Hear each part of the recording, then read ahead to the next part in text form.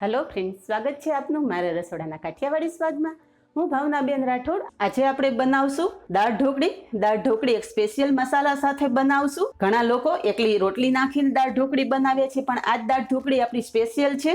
તો દાળ ઢોકળી બનાવવા માટે અહીં અમે અડધો કપ તુવેર દાળ લીધેલી છે અને 2 ચમચી ચણાની દાળ લીધેલી છે. તમે ઈચ્છો તો એકલી તુવેર દાળમાં પણ બનાવી શકો છો, પણ ચણાની દાળ નાખવાથી દાળ થોડી ઘટ બનશે અને સ્વાદિષ્ટ પણ વધારે બનશે. તો ચણાની દાળ અને તુવેરની દાળ આપણે એક મોટા વાસણમાં નાખી દઈશું.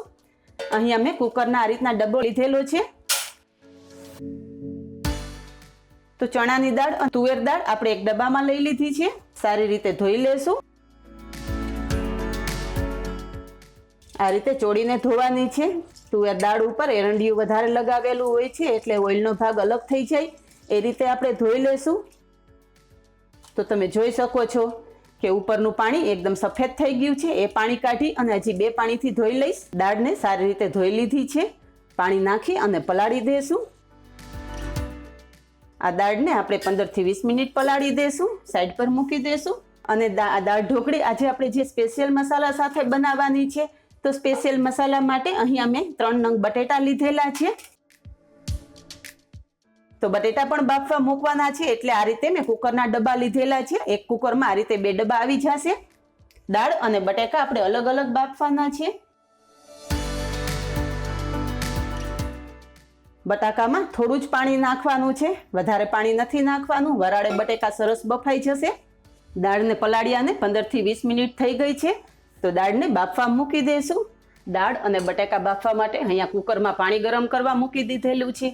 હવે આપણું કુકર અંદર બિલકુલ કાળું ના થાય એના માટે અહીંયા લીંબુના છોતરા રાખેલા છે. આ રીતે તમે લીંબુના છોતરાનો રીયુઝ કરી શકો છો. આ છોતરા આપણે કુકરની અંદર નાખી દઈશું. આ રીતે કુકરમાં નાખવાથી તમારું કુકરનું તળિયું બિલકુલ કાળું નહીં થાય. અંદર એક રીંગ મૂકશું. આ રીતે રીંગ ના હોય તો તમે એક વાટકી રાખી શકો છો. પલાળેલી દાળનો ડબ્બો આપણે પહેલા મૂકી દઈશું. અને દાળ ઝડપથી બફાઈ જાય એ માટે આપણે મીઠું નાખશું. અને દાળનો સરસ કલર આવે એના માટે આપણે અડધી ચમચી હળદર દાળ સાથે મિક્સ કરી દઈશું. બટેકાનો ડબ્બો આપણે દાળના ડબ્બા ઉપર મૂકી દઈશું. કુકરનું ઢાંકણ ઢાંકી અને 4 થી 5 સીટી થવા દઈશું. તો દાળ બાફવા મૂકેલી કુકરમાં 5 સીટી થઈ ગઈ છે. તો કુકરમાંથી પૂરેપૂરી હવા નીકળી ગઈ છે. ખોલી લેશું. બટેટા કાઢી લેશું. અને તમે જોઈ શકો છો કે દાળ ખૂબ જ સરસ બફાઈ ગઈ છે. અને આપણે કુકરની અંદર જે લીંબુના છોતરા નાખેલા, જેનાથી આપણું કુકર પણ બિલકુલ કાળું નથી થયું.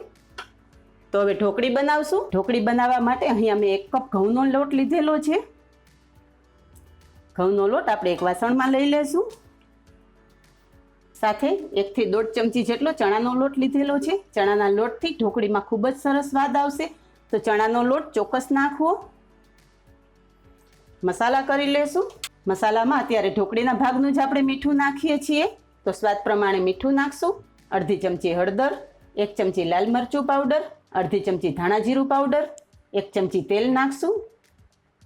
બધું મિક્સ કરી લેશું. થોડું થોડું પાણી લેતા લોટ બાંધશું. તમે કહેશો કે આ તો રેગ્યુલર બનતી ઢોકળી જ બનાવે છે, પણ ના, આપણે આજે રેગ્યુલર બનતી ઢોકળી નથી બનાવતા. આજે ઢોકળીમાં એક નવું વેરિએશન લેશું. અને આ રીતે બનાવેલી ઢોકળી જો તમે ખાશો તો આજ સુધી બનાવેલી બધી ઢોકળીના સ્વાદ ભૂલી જશો. એટલી સ્વાદિષ્ટ આ ઢોકળી તૈયાર થાય છે.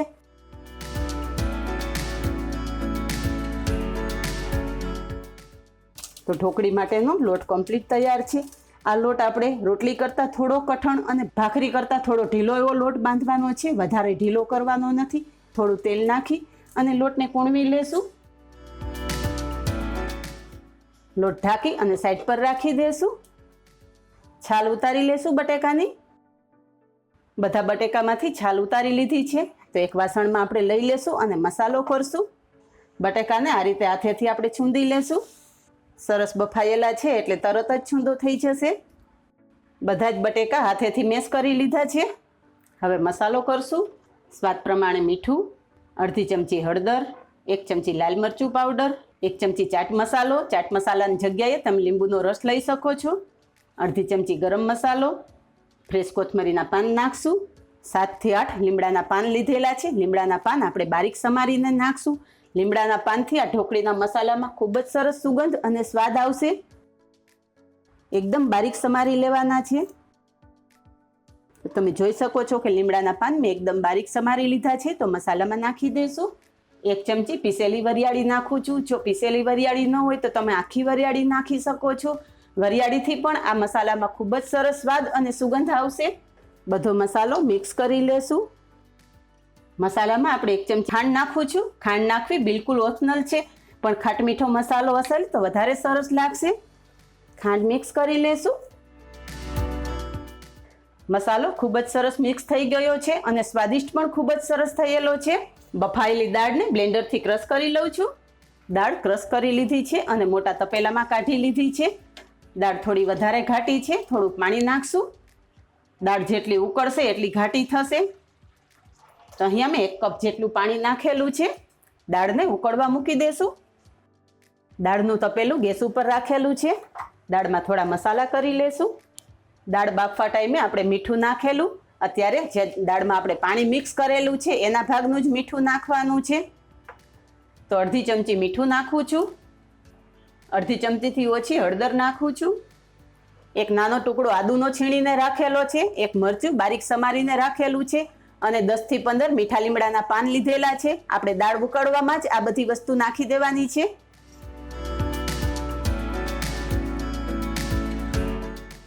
એક મોટી સાઈઝનું ટમેટું આ રીતના બારીક સમારેલું છે.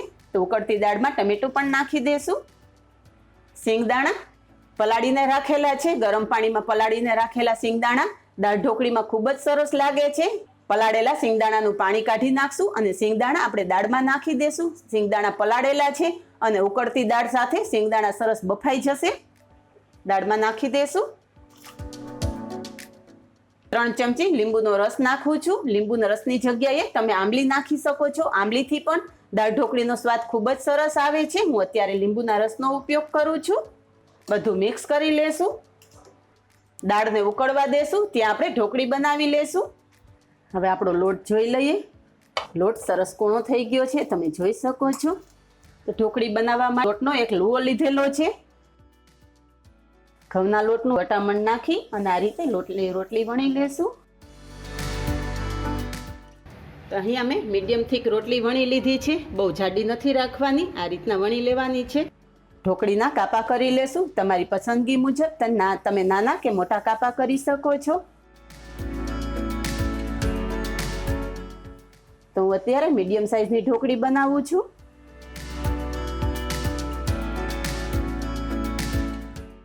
તો તમે જોઈ શકો છો કે આપણી ઢોકળી ખૂબ જ સરસ તૈયાર થઈ ગઈ છે. આ તૈયાર કરેલી ઢોકળી આપણે એક પ્લેટમાં લઈ લેશું. તો કટ કરેલી બધી ઢોકળી એક પ્લેટમાં લઈ લીધી છે અને હવે જે આપણે આ મસાલો બનાવેલો છે એ મસાલામાંથી આપણે કચોરી બનાવશું. એના માટે મેં પૂરી બનાવીએ એ સાઈઝનો જ લુઓ લીધેલો છે. પૂરી વણી લેશું.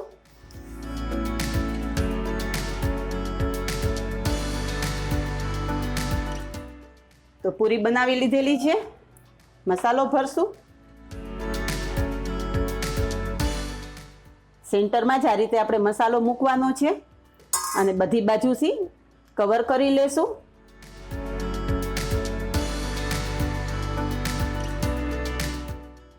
બધો મસાલો આપણે કવર કરી લીધો છે અને ઉપરથી વધેલું આપણે લોટનો ભાગ કાઢી લેશું. થોડું પ્રેસ કરી અને કચોરીનો આકાર આપી દેશું. તો તમે જોઈ શકો છો કે આ રીતે જ આપણે કચોરી બનાવવાની છે. આ રીતે જ બધી કચોરી બનાવી લઉં છું. હવે તમે જોઈ શકો છો કે આપણી દાળ ખૂબ જ સરસ ઉકળી ગઈ છે. દાળને આટલી સરસ ઉકળવા દેવાની, પછી જ ઢોકળી તમે દાળમાં નાખવાની. તો આપણે કચોરી પણ બધી તૈયાર છે. ઉકળતી દાળમાં એક એક કરીને બધી કચોરી નાખી દેશું. તો બનાવેલી બધી કચોરી અત્યારે દાળમાં નાખી દીધી છે અને નાખેલી કચોરી બધી અત્યારે તપેલામાં તળિયે બેઠેલી છે. પણ તમે હમણાં 5 જ મિનિટમાં જોઈ શકશો, જેમ જેમ કચોરી બફાતી જશે એમ એમ ઉપર આવતી જશે. કટ કરી અને રાખેલી ઢોકળી પણ આપણે કચોરી સાથે દાળમાં ઉમેરી દઈશું. હવે તમે જોઈ શકો છો કે જેમ જેમ દાળ ઉકળતી જાય છે અને કચોરી બફાતી જાય છે એમ ઉપર આવવા લાગી છે. આ જ રીતે આપણે થોડી વાર સુધી દાળ ઉકાળવાની છે. જેમ દાળ ઉકળશે અને કચોરી બફાશે એમ બધી કચોરી ઉપર આવી જશે. હવે તમે જોઈ શકો છો કે 10 થી 15 મિનિટ બધી કચોરી ખૂબ જ સરસ બફાઈ ગઈ છે અને ઉપર આવી ગઈ છે. હવે દાળ ઢોકળીનો વઘાર કરશું. વઘાર કરવા માટે અહીંયા તેલ મૂકેલું છે. તો દાળ ઢોકળીના વઘાર માટે અહીંયા ખડા મસાલા લીધેલા છે. 2 તમાલપત્ર, 1 ટુકડો તજનો, 1 ચક્રફૂલ, 5 મરીના દાણા અને 5 લવિંગ લીધેલા છે. 1 ચમચી રાઈ લીધેલી છે. રાઈ નાખશું. અડધી ચમચી જીરું નાખશું. ખડા મસાલા નાખી દેશું. તમાલપત્ર આ રીતે 2 ટુકડા કરીને નાખશું. મસાલા બધા સરસ કકડી ગયા છે. ગેસ બંધ કરી દેશું. હિંગ નાખશું. ગેસ બંધ કરી દીધા પછી જ લાલ મરચું પાવડર નાખવાનો છે. ગેસ ઉપર તેલ ગરમ હશે અને લાલ મરચું પાવડર નાખશો તો લાલ મરચું પાવડર કાળો થઈ જશે. લાલ મરચું પાવડર નાખી દેશું. બધો મસાલો સરસ મિક્સ કરી લેશું. તૈયાર થયેલો વઘાર આપણી ઉકાળેલી દાળ ઢોકળીમાં નાખી દેશું.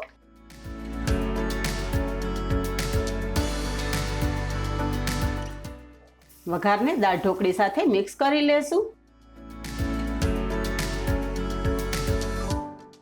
તૈયાર છે આપણી સ્વાદિષ્ટ દાળ ઢોકળી. કોથમરી નાખી અને ગાર્નિશ કરશું. ગેસ બંધ કરી દેશું. 1 ચમચી ગોળ નાખશું. તમે ગોળની જગ્યાએ ખાંડ પણ નાખી શકો. દાળ ઢોકળી થોડી ખાટી મીઠી હોય તો વધારે સરસ લાગે છે. તો ગોળ આપણે દાળ ઢોકળી સાથે મિક્સ કરી દેશું.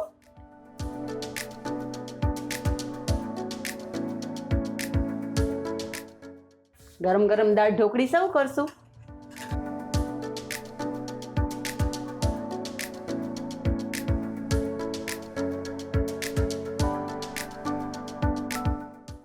તો જોતા જ મોઢામાં પાણી આવી જાય એવી દાળ ઢોકળી સર્વ કરેલી છે. ઉપર થોડી કોથમરી નાખી અને ગાર્નિશ કરશું. તો આ જ રીતે બનાવો અને મને કમેન્ટમાં જણાવો કે આપને મારી સ્પેશિયલ મસાલા સાથે બનાવેલી દાળ ઢોકળીની રેસીપી કેવી લાગી. આજે બસ આટલું જ. મળીએ નેક્સ્ટ વિડીયોમાં. ત્યાં સુધી બાય. Thank you.